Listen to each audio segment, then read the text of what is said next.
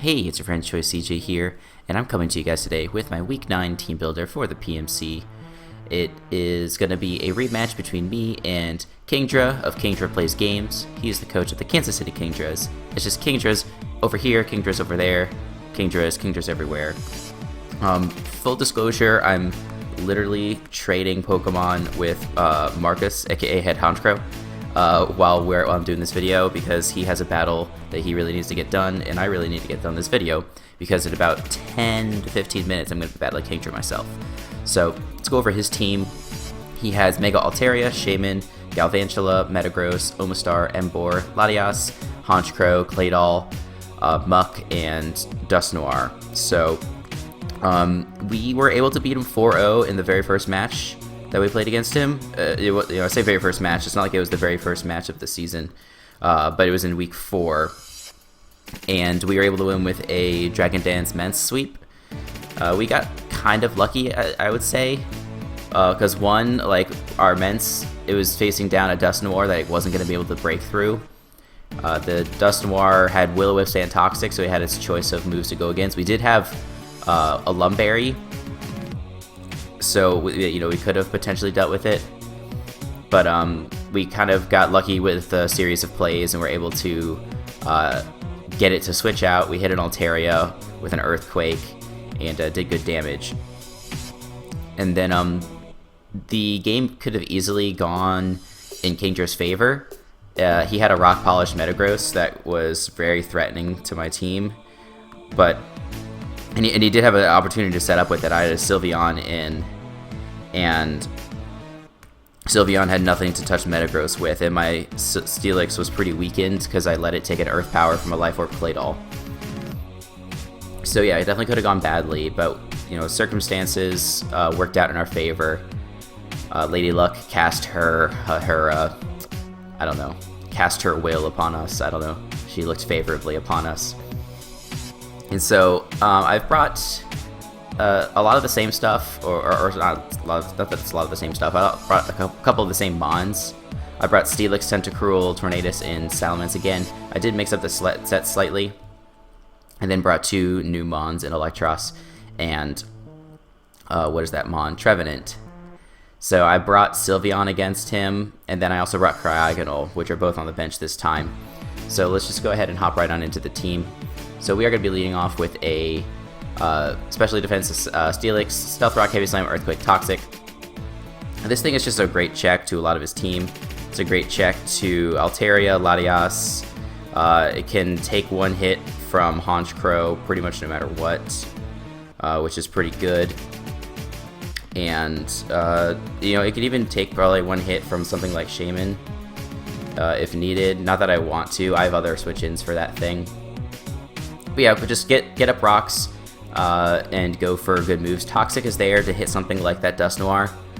I don't particularly want to stay in on it, but it is an option if we need. But yeah, this is kind of the same set we've been bringing every week. I need to be careful with it, because I don't have any recovery on this thing or any other way to heal it up. I brought Rest on it last time with Heal Bell on Sylveon, and that worked out nicely, but I don't have that luxury this time. So I have to really pick and choose the spots where I bring this in, which kind of puts a lot of pressure on it, but it's kind of what we had to do.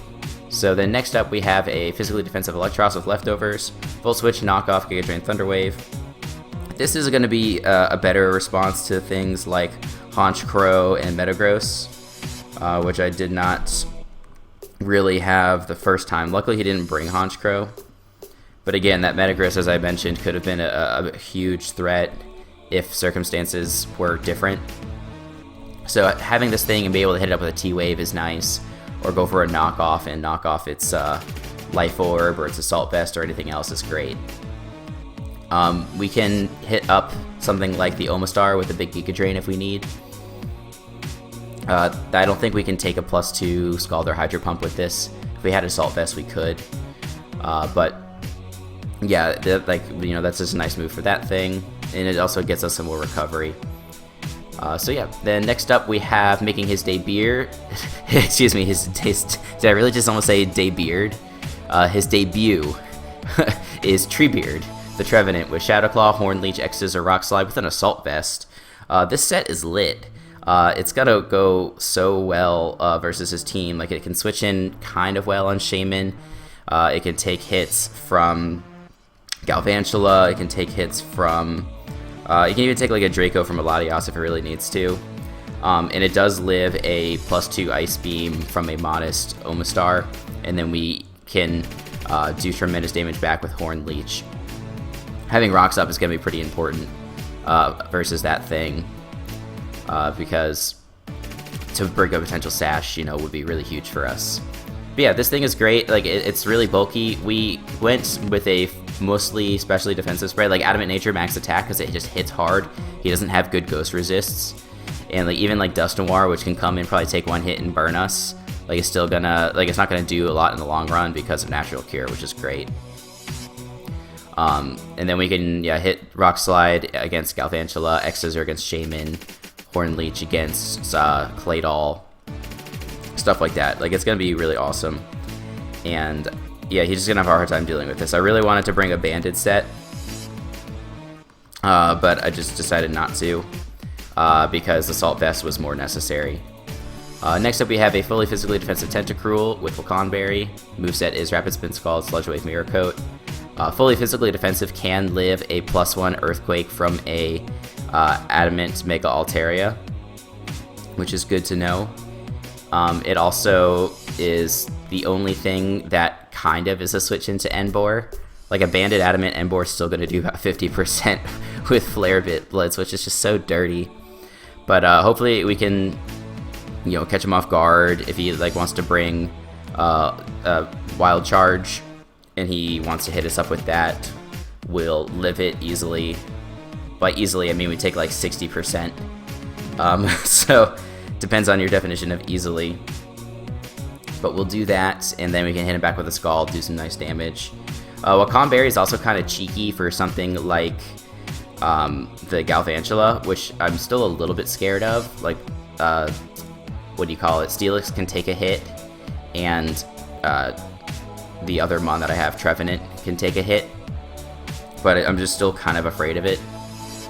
But this will let me get off a cheeky kill with Mirror Coat. I was thinking about bringing Assault Vest on this actually as well, so that way it's a little bit more useful versus something like Latias or Shaman. Because Shaman can hit us up with a Psychic and do a lot of damage, but we should live anyway. I think we'll take like 60% from a Life Orb Shaman from its Psychic. But then I lose the utility versus the M4. So that's the defensive backbone of the team. It's a very defensive team for the most part. Now let's get into the offense. We have a Life Orb Tenzin with Air Slash, Dark Pulse, Hidden Power Grass, and U-Turn. So the Air Slash hits almost everything on the team pretty hard. Like, I could have run Hurricane, but Hurricane didn't necessarily get me a lot of really important KOs.